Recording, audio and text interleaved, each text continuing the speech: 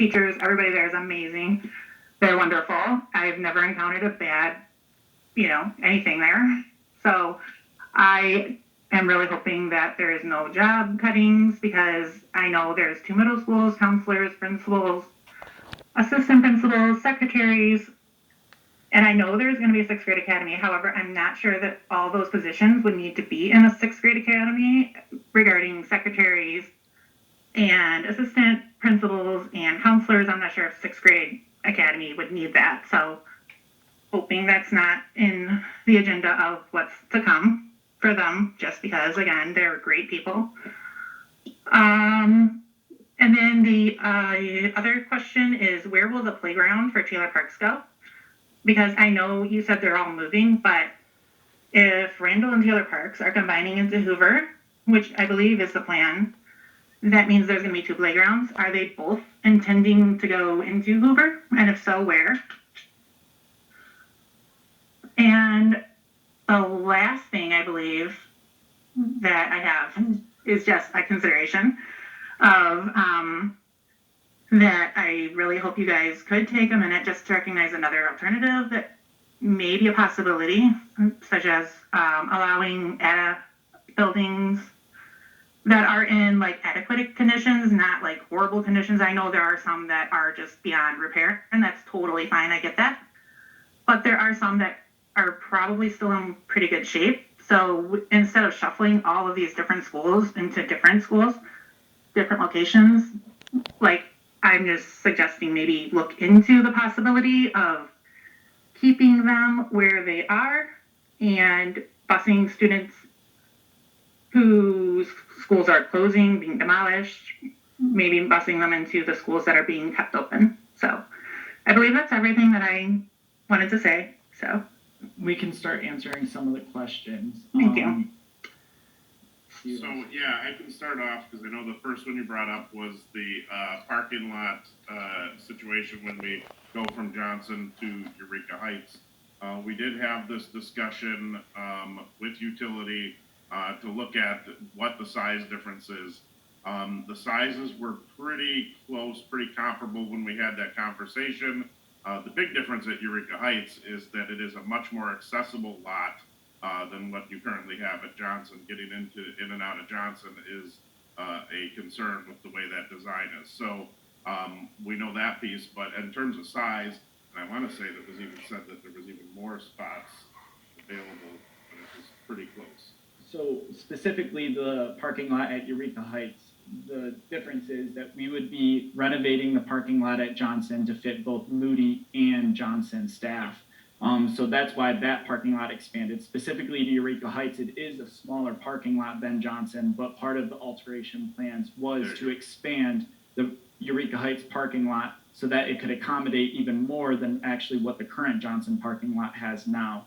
I believe the parking spot difference is roughly about 20 to 25 parking spots, but we would be looking at expanding the parking lot at Eureka Heights for that. In addition, for Johnson and Moody, or the new Kenyon and Moody, if the plan is approved, that would be reconfigured so that way we're able to have different traffic flow in and out of the building, as well as adequate parking for both building staff. Yeah, I can back my notes here. Okay, so Hoover, you mentioned about the playground locations. So Mhm. what was sold from the Hoover property took about a third of what was the track and the football field. So there is still a lot of land that exists around that property, but it is going to have to be looked at the exact locations of where we would put that. And it would be both of those playground sets, because we know that that's going to be our largest elementary school, that we would need both playgrounds moved to that location. And there is, I mean, to reiterate what Mike was saying, was there is significant green space behind Hoover still. Not all of that green space was sold off to that company. There was a sliver of land that was sold, but the district still owns significant amounts of land behind that building. And so there's a lot of green space that could easily fit both playgrounds. Specifically, I know you asked about the Taylor Parks playground. That would be moving over to the new Randall, which is the former Hoover, as well as the current Randall playground would move over to that building as well. Okay. And then think that was it. So Yeah. I appreciate it. Thank you. Can I ask you one more thing? The time has run out. So, Okay.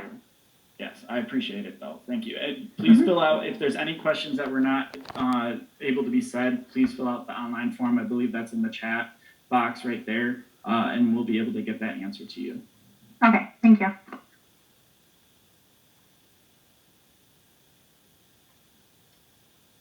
Can you please resend that into the chat box? I don't see it.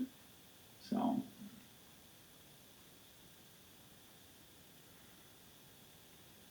right.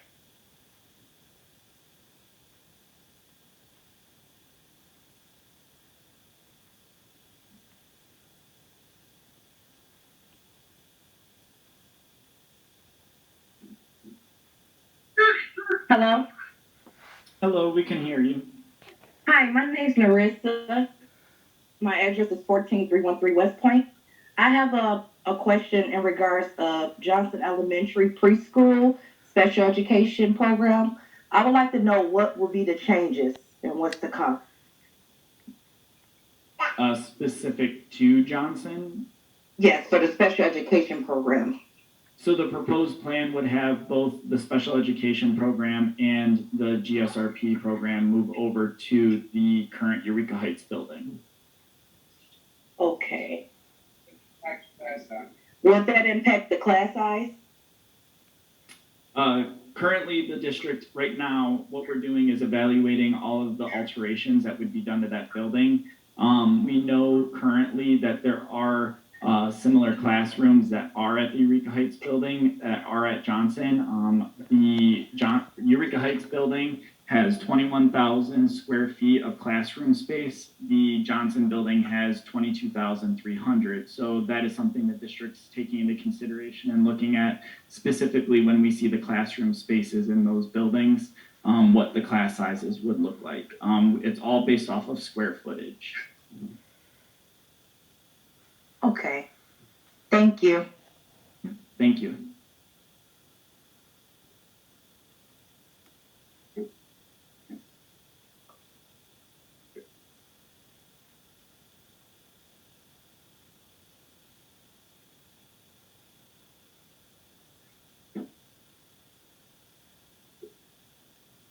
I believe the form was just resent.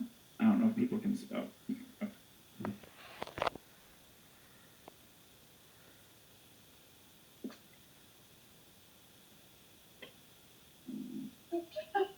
iPhone number 8.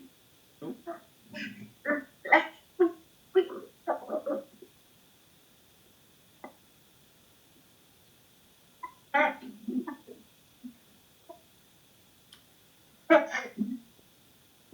Someone's on.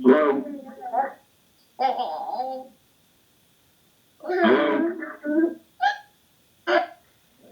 Do you know who's speaking?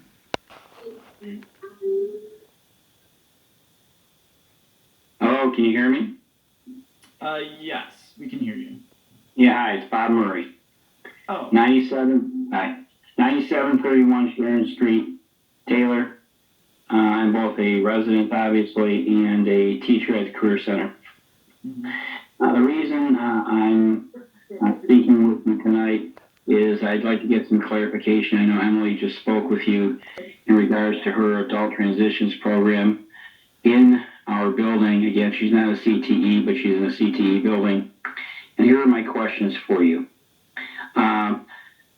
Utility, I know I've heard a couple people say they've been to utility. Utility is a part of the district that houses equipment, plow equipment, vehicles, trailers, those types of things that you find in any utility department of any school district. So my questions are, where are you going to fit the people? You know, I'm not sure how many employees they have, but I know they take up 10 or 12 classrooms at Pine Street. I'm not sure where all the vehicles would go. I'm not sure where the equipment would go. To me, in front of the board annex or the Taylor High North or whatever we call ourselves now, I'm not sure if that's a viable option.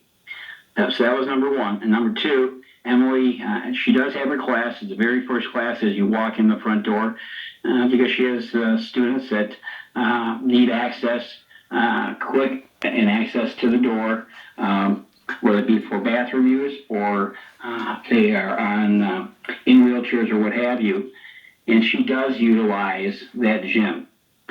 So we just hired, so I hear, starting tomorrow, an ROTC instructor. And right now our ROTC program is housed, or was housed, in our Career Center building, and that is a CTE program. They used the hallways, they used the exterior of the building. For those of you who don't know, there's an area in the back that my class did probably 10 years ago. It's kind of like a challenge course or an obstacle course that they used a lot. They used the gym, of course. So my question would be, where would they go? The other thing that I think is important to know is that I'm not sure if any other school in this district or any district around here would incorporate both a utility department right across the hallway from students. Years ago, we had a company come in, I don't know what company it was, and spoke specifically as to not having people in the building that are not related to the school. Well, utility, yes, they're employees, but we know that vendors come in, salespeople come in, deliveries are made, et cetera, I'm not sure of the security of intermingling the public and utility with our students. Questions like, we just spent, I'm going to approximate $50 to maybe $60,000-$70,000 in making all the changes in our two buildings. And I'm just hearing tonight that we're going to move robotics back and put utility there. I'm not sure why we went through all that expense and futility of moving people if we're going to just move people right back again.